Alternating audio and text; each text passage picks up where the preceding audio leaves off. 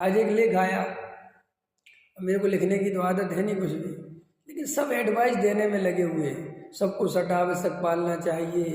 आज सबने एक एक आवश्यक पकड़ लिए हैं, है ना। और कोई पूजा ही करने में लग गया है, कोई स्वाध्याय करने में लग गया है, कोई खाली मुनिराजों की सेवा करने में लग गया है, कोई ये करने में लग गया। अब लेख पढ़ो तो सबने पढ़ा, बहुत अच्छा बहुत अच्छा। अब मैं प्रश्न है, ये जो लिखा है जिसने, तुम स्वयं पालते हो सट आवश्यक? बताओ। और जो उस पर थंब लगा रहे हैं, बहुत अच्छा, पढ़ने में तो बहुत अच्छा लगता है, लेकिन आप पढ़ने से कोई चीज़ अच्छी लगने से होता क्या है? दुनिया में लिखा ईमानदारी से व्यापार करो, कितना अच्छा लगता है ना। टैक्स की चोरी मत करो, कितना अच्छा लगता है? बहुत बढ़िया लगता है कि नहीं लगता है? लेकिन लगने से कुछ नहीं होता, जी के देखो पहले, फिर पता चलेगा। झूठ फरे मत बोलो, ये मत करो, झूठ नहीं फरे, बोलने के लिए है ये। ख्याल में है कि नहीं आया? मैं तो एक जगह लिख के गया, भूल गया, कि जब कोई नियम बनाया जाता है, क्या इंजीनियर साहब, तो साथ में नियम मानने वाला ये नियम भी बनाता है कि इसको तोड़ोगे तो दंड क्या लगेगा, क्योंकि वो ये जानता है कि ये टूटेगा पहले। आप समझ गए ना? तो तोड़ने के पहले ये पहले समझ जाता है कि टूटता है, इसका फाइन रखो, ये सही है।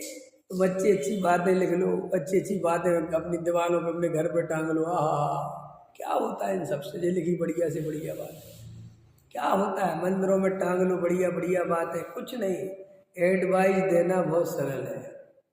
तो जिनने वो लेख लगा, ऐसे बहुत लेख आते हैं, एक लेख की बात नहीं है मेरा कहने मतलब, हम दूसरों को सलाह देने में कितने आतुर हैं और कितने होशियार हैं। और मैं आपसे कहता हूं कि आप खुद विचार करो, जो आपने लिखा है आप इसका खुद कितना प्रयोग कर रहे हैं। आप खुद सट आवश्यक पाल रहे, आप कह रहे हैं कि जो शास्त्रीय विद्वान हैं वे केवल स्वाध्याय में जाते हैं, प्रवचन करके चले जाते, बाकी के आवश्यक से कोई लेना देना। मैं कह रहा हूं आप बताओ, आप करते हो? नहीं समझ में आया?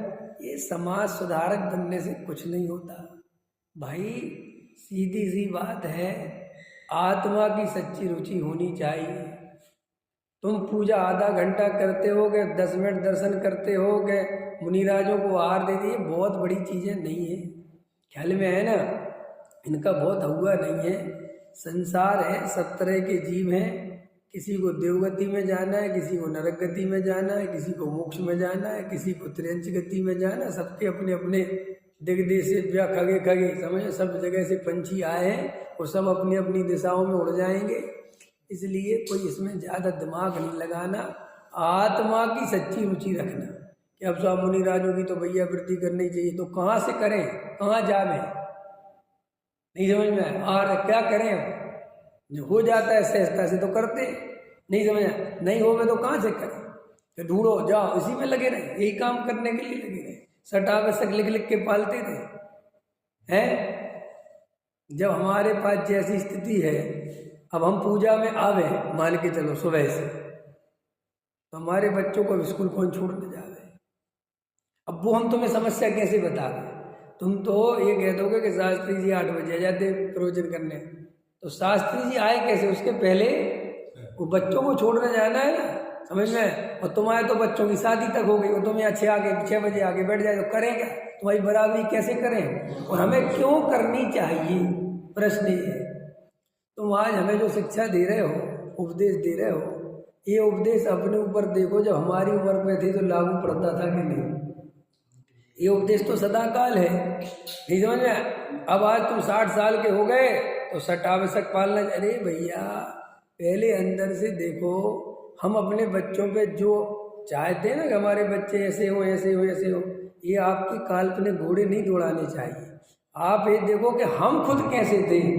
मैं गारंटी देता हूँ तुम्हारा बेटा तुमसे लाख गुना अच्छा है, जैसे तुम थे उसके समय में, तुमसे ज़्यादा पढ़ता है, समझ में आया कि नहीं आया? तुमसे ज़्यादा सिंसियर है वो, और तुम्हें वो 2 कौड़ी का लगता है और अपने आप को बड़ा नवाब समझते हो, हैं? नहीं समझ में आया? मेरा बेटा, सही बता रहा हूँ, मैं तो अपनी कह रहा हूँ, मेरा बेटा जितना पढ़ता है, मैं तो उसका आधा से आधा नहीं पढ़ता था, और आज मैं कह रहा हूँ तो कुछ नहीं जानता, कुछ नहीं पढ़ता है। अरे भाई, थोड़ा अपने समय में चलो, तुम क्या करते थे? तो वो तो किसी को याद रहता नहीं, क्योंकि अहंकार की बीमारी अंदर लगी हुई है, सबको बस बड़ा बनना है, सबको एडवाइस देना है, ये करो। और उनसे पूछो कि तुम खुद करते हो, खुद को है ये कवर? नहीं, हम तो सबके लिए कह रहे जी, हम तो अपने लिए, तो पहले अपने ही लिए कहो ना, सबको बाद में देखेंगे। ये कहानी पढ़ी ना तुमने? सब नहीं पढ़ी है, वो कहानी बदलती जाती है, कभी बुद्ध के नाम से, कभी गांधी जी के नाम से, कभी गोपाल कृष्ण गोखले के नाम से, अलग अलग के नाम से चलती है। लेकिन फिर भी चलो अपन गांधी जी के नाम से, क्योंकि गांधी से कहानी है ही नहीं नाम जिसका भी फिट करना है कर दो। कि गांधी जी के पास एक माँ गई अपने बच्चे को लेके, तो गांधी जी बैठे थे, बोले गांधी जी, बाबूजी, ये मेरा बच्चा गुड़ खाता है, अत्याधिक खाता है, बहुत ज़्यादा खाता है, इसका गुड़ छुड़वा दो। तो गांधी जी ने कहा 15 दिन बाद आना। वो 15 दिन बाद आई, तो गांधी ने कहा बेटे गुड़ नहीं खाना, बहुत गलत होता है गुड़ खाना, नुकसानदायक, मत दांत गिर जाएंगे। तो उसने कहा बाबू जी की बहुत इज्जत थी, बहुत मानते थे, बच्चा मानता था गांधी जी को। तो गांधी जी ने कहा, उसने कहा बाबू जी आज से नहीं। वो मेरे एकदम अचंभे पड़ गई, यार हद हो गई, ये बात तो 15 दिन पहले भी कही जा सकती थी, नहीं समझ में आया। तो उसने कहा गांधी जी एक प्रश्न है, बोले हम 15 दिन पहले अपने बच्चे को लेकर आए थे, आप तब बात कह देते बात? बोले कैसे कह देता, मैं खुद ही गुड़ खाता था, अब मैंने 15 दिन से छोड़ा, अभ्यास किया, अब मुझे विश्वास हो गया कि गुड़ छोड़ा जा सकता है, तो मैं कह रहा हूँ कि छोड़ दो। अब तुम्हारे छोड़ने की, अब हम जब खुद ही नहीं पाल पा रहे, अब हम तुमसे पालने की क्या कहें? नहीं समझा कि भाषण ऐसे ही हो रहा है आजकल दुनिया में। पंडित विद्वान बड़े बड़े भाषण दे रहे हैं, हमें रात्रि में पानी नहीं पियो, खुद पीते हैं। नहीं समझ में आया? हमें ये नहीं, अरे तो तुम जो भाषण दे रहे हो पहले खुद तो देख लो, खुद क्या करते हो। जब तुम खुद पानी के बिना नहीं रह पा रहे तो तुम दूसरे को क्यों कह रहे? ये नहीं साहब, बातें तो ऊंची करनी चाहिए, बातें ऊंची नहीं करनी चाहिए, त्रिकाली ध्रुव की करनी चाहिए, जो भी यथा योग्य कर सकते हो। जिसका मैं त्रिकाली ध्रुव की दृष्टि करी मैंने, तो मैं उस पर ही बोलता हूँ। अभी उसका आगे का क्यों बोलूँ मैं, जब उसके आगे का मैं ही नहीं कर रहा, मैं तुम्हें क्या बोलूँ?